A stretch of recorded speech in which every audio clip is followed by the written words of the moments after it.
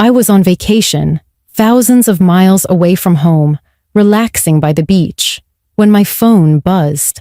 I glanced at the screen and saw a message from my doctor that made my heart stop. "This is serious," the text said. I couldn't believe it. My hands started shaking as I read the words again, hoping it was just a mistake. But it wasn't. In that moment, everything changed. I had no idea that a simple message would lead me to a decision that would impact my entire future. I had been looking forward to this vacation for months. After weeks of non-stop work, stress, and barely any time to breathe, I was finally getting the chance to relax. The Caribbean, sun, sand, and the sound of the ocean. It was everything I had dreamed of. I had been here for just a few days, but it already felt like paradise. The hotel was perfect. The weather couldn't have been better, and I was finally starting to feel like myself again. I had no worries. Nothing. Just me, the beach, and a good book. For a moment, I let myself forget about everything back home. The daily grind, the emails, the never-ending responsibilities. It felt so freeing to just be here, to do nothing but unwind. I was in the best mood I'd been in for months. But then, it happened. I was sitting by the pool, the sun warming my skin, enjoying the quiet. My phone buzzed in my bag, but I didn't think much of it. It was probably a text from my friend, Sarah, asking about the trip or maybe a work message I could ignore for a while longer. But when I checked my phone, my stomach dropped. It was a text from Dr. Brooks, my family doctor. It wasn't the usual kind of text from him. It didn't start with "Hi, Lily" or anything casual. It just said, "Lily, we need to talk. This is serious. Please call me as soon as possible." My heart raced. I didn't even have to think twice before dialing his number. My mind was already running wild. What was going on? Had something gone wrong with my routine checkup? Was it a simple misunderstanding? Or was it something worse? I tried calling him immediately, but it went to voicemail. Panic started to creep in. I texted back, asking what was happening, but there was no response. I felt like the ground beneath me was shifting, and I didn't know how to react. I had come here to escape from everything, and now this. It felt like the weight of the world had just landed on my shoulders. As the minutes passed, I could feel the panic building. Was this some kind of mistake? Was it really that serious? Or was my mind just overreacting? I kept checking my phone, waiting for some sort of answer, but nothing came. The uncertainty, the not knowing, made it feel so much worse. I wanted answers, and I wanted them now. I stood up and paced around, trying to calm myself, but the more I thought about it, the more my anxiety grew. I couldn't enjoy the vacation anymore. The beach, the ocean, the sound of the waves. It all felt so distant now. I felt like I was being pulled back into the real world, a world where things weren't always as perfect as they seemed. It was the last thing I wanted to deal with, but I knew I couldn't avoid it. Something serious was happening and I had to face it. In that moment, I realized how fragile life really is. One message, one phone call, and everything can change in an instant. But I had no idea just how much my life was about to change. The minutes stretched on like hours. My phone sat in my hand, silent, with no new texts or calls from Dr. Brooks. I couldn't stop staring at it, as if somehow the answer would magically appear on the screen. The words, "This is serious," kept repeating in my mind. What did that even mean? Was it something urgent, like a health scare? Or was it a routine follow-up that had been blown out of proportion? I tried to push the worst thoughts out of my head, but it was impossible. Every time I looked at my phone, a wave of dread hit me again. The uncertainty was like a heavy weight pressing down on my chest. I walked down to the beach, trying to clear my head, but the world around me seemed distant, muted. The sound of the waves crashing on the shore didn't comfort me the way it usually did. Everything felt unreal, like I was moving through a dream. I tried to remind myself that I was on vacation. This was supposed to be a time to unwind, but all I could think about was what might be happening back home. in that sterile doctor's office where I'd had my last checkup. What was it that they had found? Was something wrong with my blood work? Had they seen something that wasn't there before? I tried to focus on the beauty of the place, the way the sun shone off the turquoise water, the way the breeze felt against my skin. But no matter how hard I tried, my mind kept circling back to that text. I could hear my doctor's voice in my head, calm and reassuring at first, telling me that everything was fine. But then came the twist. This is serious. Those words felt like a bomb had gone off in my brain, making everything else fade into the background. I couldn't shake the feeling that something terrible was waiting for me. I didn't even know what it was, but I could feel the weight of it pressing down on me. I decided to call my mom. She was always the one I turned to when I needed comfort, and I needed comfort now more than ever. As the phone rang, I took a deep breath, trying to steady my nerves. Maybe hearing her voice would calm me down, or at least take my mind off the worry. But when she answered, her voice was full of concern. "Lily, what's wrong? You sound stressed." I hesitated for a moment, unsure of how to explain it. "Mom, I got this text from Dr. Brooks, and it says, 'This is serious.' I don't know what to think. He didn't explain what it is, and now I can't get a hold of him. I don't know what's going on."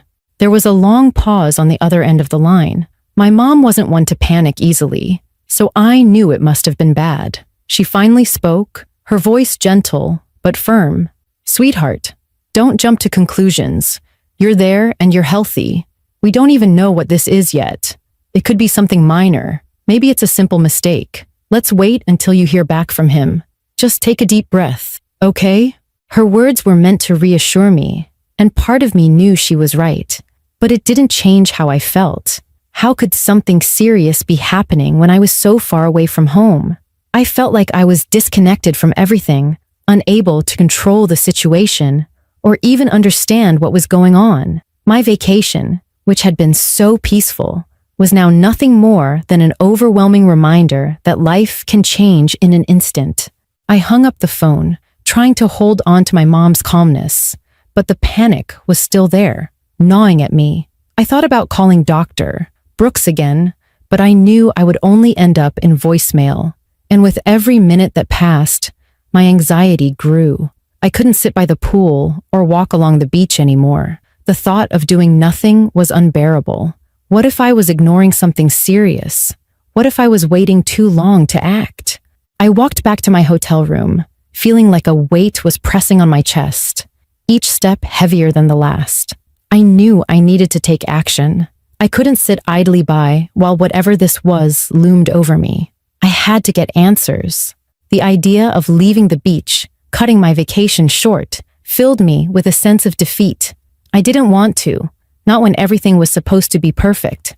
But deep down, I knew it wasn't just about a vacation anymore. It was about my future, my health, and making the right decision. I couldn't just ignore this. I had to face whatever was coming. I decided to pack my things and head back to the nearest town.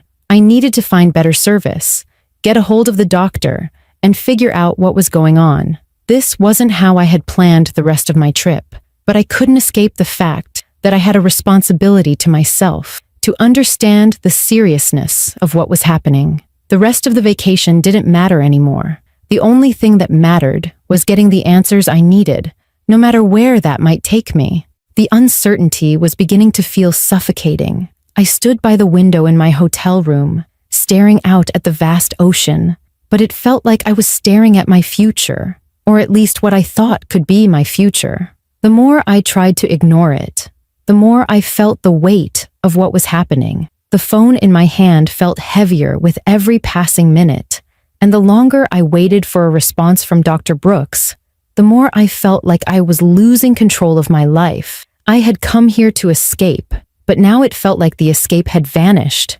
What I was dealing with wasn't something that could be ignored or put off. It was real, and it was happening. I sat down on the bed, my mind racing with 1,000 different scenarios. What if it wasn't just a routine issue? What if it was something bigger, something that couldn't wait? What if the text was a warning of something that could change everything in my life? These questions kept swirling in my head. I was trying to hold on to some sense of peace, but the fear was creeping in, slowly filling every corner of my mind. It was no longer just a text message. It was the start of a bigger story, one I couldn't escape. The more I thought about it, the more the reality hit me. I had to make a decision. The fact that Dr. Brooks hadn't answered yet didn't help, but it wasn't going to solve anything by sitting and waiting. I couldn't ignore it anymore. The truth was, the only way I could move forward was by getting answers, and getting them now. I could either continue waiting here, spiraling in my thoughts, or I could take action and find out what was going on, no matter how hard it might be. I picked up my phone again, this time with more determination. I called Dr. Brooks's office again, but the line was still silent. No voicemail, no response, just that cold silence. I felt that familiar pang of frustration rise up in my chest. I had no choice but to leave the resort. If I couldn't get answers here, I would go where I could find them. I grabbed my bag, the decision feeling final as I stuffed my clothes into it, each motion more resolute than the last. I wasn't sure if my choice to leave was the right one, but at that moment, it felt like the only choice. I couldn't wait any longer. Whatever was going on, it was too important, and I needed to take control of the situation. I had to face whatever was ahead, and I wasn't going to do it in a vacation paradise where I couldn't focus. I needed to know what was happening with my health, and I couldn't let the uncertainty drag on any longer. Walking out of my room, I felt a mix of dread and determination.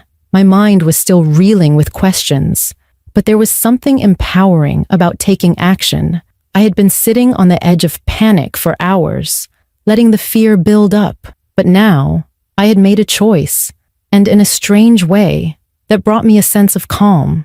I didn't know what was going to happen next, but at least I was moving. I was no longer stuck in that in-between space, caught between ignorance and fear. I was taking control. I took a cab to the nearest town with better service, trying to settle my nerves. I needed to find a place where I could call Dr. Brooks directly, where I could get more than just vague responses. I thought about calling my mom again, but I didn't want to worry her more than she already was. She had told me to stay calm, but I couldn't shake the feeling that I was running out of time, that the answers I needed might be slipping further and further away. The drive felt endless, each bump in the road reminding me of how far from home I really was. This wasn't just a vacation anymore. It had become a race against time. By the time I reached the small town, I had made up my mind. Whatever was going on, I would face it head on. I wasn't going to let the fear of the unknown control me any longer. The uncertainty was terrifying, but it was nothing compared to the idea of not knowing what was happening with my own health. I had to find out the truth. I had to be prepared for whatever was coming. Standing in front of the small cafe with the phone in my hand, I took a deep breath and dialed Dr. Brooks's number again. This time, I hoped that the answers would finally come. The waiting was over. It was time to face the truth. I stood there, heart racing as the phone rang in my hand. My fingers tightened around it as if I could somehow control the outcome just by holding on tighter.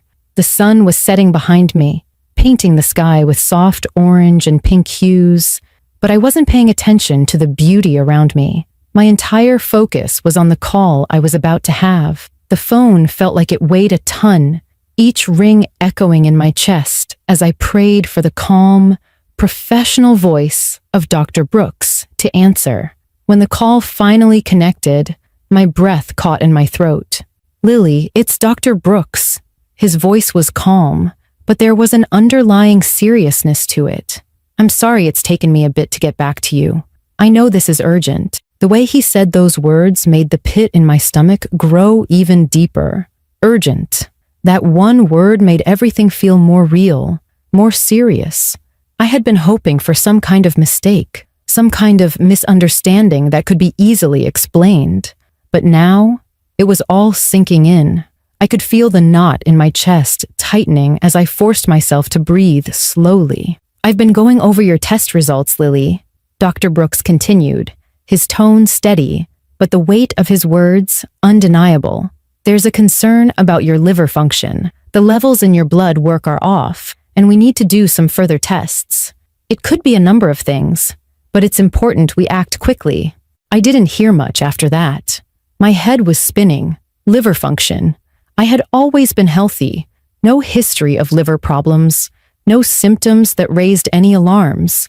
I felt like the floor was falling out beneath me, and the words serious and urgent kept swirling in my mind, making it harder to think clearly. I had no idea what this could mean. The word cancer hovered in my mind like a shadow I couldn't escape. What if it was true? What if I was dealing with something life-threatening? The thought hit me hard, and I fought to push it aside. I don't understand, Dr. Brooks, I managed to say, my voice shaking. What exactly does this mean? What should I do? He sighed softly, as if he were preparing to give me news he knew I wasn't ready for. We'll need to get you back here for more tests. The blood results are worrying, but we can't jump to conclusions yet. It could be a number of things, but whatever it is, we need to act quickly. I'd recommend coming in as soon as possible. You need to start treatment, or figure out what's going on. I stood there, frozen in place, trying to digest the information he had just given me. Treatment? I wasn't ready to think about that. I had come here for a vacation, to take a break from everything, and now I was faced with something I couldn't ignore. The weight of the decision in front of me was overwhelming. Should I leave now and fly back to start the tests and treatment? Or should I wait a few more days to finish my vacation and enjoy the time I had left? Each option seemed unbearable. Dr. Brooks's voice broke through my thoughts. Lily, I know this is a lot, but it's important that you take action. You can't ignore it. I'm here to help you through this, but you need to come in and we'll figure out what's happening. It's not the end of the world, but it is serious. The reality of it all settled in. My vacation didn't matter anymore. What mattered was my health, and I knew I couldn't ignore it. This wasn't something I could push aside for another day. The uncertainty, the fear, it all rushed at me like a tidal wave. But even through the panic, I knew what I had to do. I had to face this. No more running from it. I'll come back, I said, my voice trembling with the weight of my decision. I'll get on the next flight home. I need to get this taken care of. As I ended the call, I stood there in silence for a moment, staring at the screen of my phone. The vacation I had been looking forward to, the time I had planned to escape from everything, was now a distant memory. But in that moment, I realized that my future was more important than a few days of relaxation. I had a decision to make, one that would change everything, and I had to face it head on. The fear was still there, but I knew it was time to act. I started walking back to the hotel, each step heavy with the realization that my life was about to change. Whatever happened next, I knew I would get through it. I had no choice but to face the unknown. But now, at least, I was taking control. The rest of the vacation, the peace I had come here to find, was gone. But I knew the decision I had made was the right one. The road ahead might be difficult, but I was ready to take it, no matter what it brought. The flight back home was a blur. I sat in the airport, staring out the window, watching the world pass by. But my mind was far from calm. All I could think about was what awaited me. I had made the decision to leave my vacation early, but the truth was, it felt like I was running towards something I wasn't ready for. The idea of facing the unknown, of dealing with the fear of what might happen next, made my chest tighten with anxiety. But there was no turning back. I had chosen to confront whatever this was, and now I had to deal with the consequences. Once I landed, I was hit by a wave of overwhelming emotions. My family was waiting for me at the airport. My mom, my brother, even my best friend Sarah, who had been texting me nonstop ever since I'd left the resort. They could see the worry in my face before I even said a word. My mom rushed to hug me, but I could tell she was just as terrified as I was, trying to keep it together for me. She kept asking if everything was okay, but I didn't have the answers yet. All I knew was that I had to go to the doctor and figure out what was happening. It was hard to explain the sense of dread that had followed me since the moment I received that text. The fear of the unknown felt suffocating, like a shadow that refused to leave. The next few days were a blur of appointments, tests, and waiting.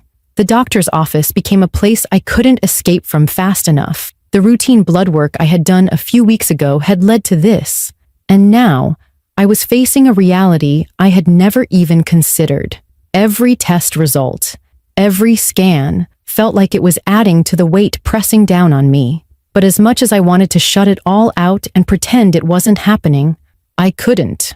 The truth had already been laid out in front of me, and I had no choice but to face it. When the doctor finally called me in for the results, my heart was pounding. I sat in the sterile, quiet room, the hum of the fluorescent lights above me only adding to the tension. The doctor explained the situation again, with more details this time. The issue with my liver function was serious, but it wasn't cancer. It wasn't as life-threatening as I had feared, but it was still a major health concern. There was inflammation, possibly from an underlying condition that had gone unnoticed for a while. The treatment wouldn't be easy, but it was manageable with the right care and lifestyle changes. As I processed the news, relief mixed with a deep sense of exhaustion. The fear that had consumed me was replaced by a different kind of weight, a responsibility to take care of my body, to make the changes necessary to get better.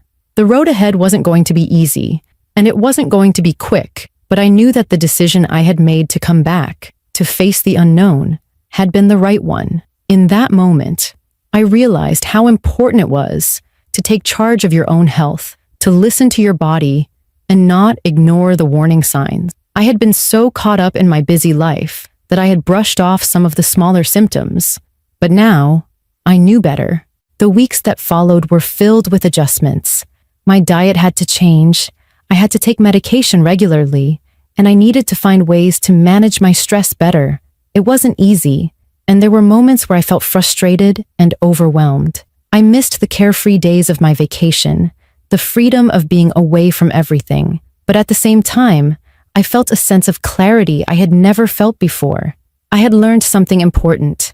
Life is fragile, and sometimes you have to hit pause to make sure you're truly taking care of yourself. I started reaching out to my family more, letting them in on the journey I was now facing. My mom, who had always been my pillar of support, stood by me through every appointment, every moment of uncertainty. I couldn't have done it without her. And Sarah, who had been texting me constantly, made sure I didn't feel alone through all of this. Through the struggle, I began to see the power of taking action. It wasn't just about making decisions. It was about following through, even when it was scary. The decision to face the fear, to come back and get the answers I needed, had been difficult, but it had ultimately brought me closer to understanding my body and my health. I learned that sometimes you can't wait for life to hand you the answers. You have to go after them, even when it feels like everything is falling apart. In the end, the experience changed me in ways I never expected. I gained a new perspective on health, on family, and on the importance of listening to my own needs. And while I had to cancel my vacation, I realized that the real gift wasn't in the days I spent on the beach. It was in the chance to take charge of my future and the strength I found within myself when faced with the unknown.